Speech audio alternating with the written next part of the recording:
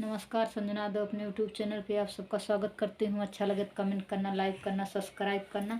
एक छोटा से परछन गीत लेके आ रहे हूँ जब दुल्हन उतारते समय। अच्छा लगे तो कमेंट करना, लाइक करना, सब्सक्राइब करना। ओ दुल्हन धीरे धीरे चला ससुराल गलियाँ, ओ दुल्हन धीरे धीरे चला ससुराल गलियाँ। अपने ससुर जी से बोली हम मधुर बोलिया, अपने ससुर जी से बोली हम मधुर बोलिया।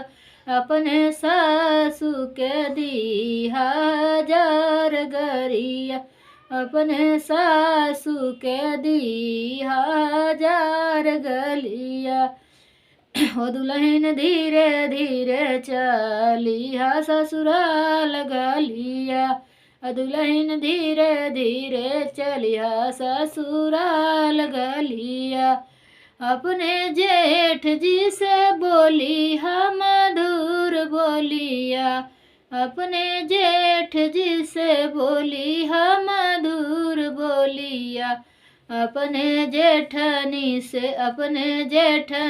से लड़ी हजार, अपने जेठनी के दी हजार गलिया, अपने जेठनी के दी हजार गलिया।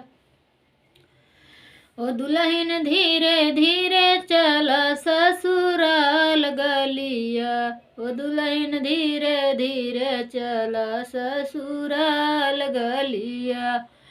अपने देवर जी से बोली हम मधुर बोलिया, अपने देवर जी से बोली हम मधुर बोलिया।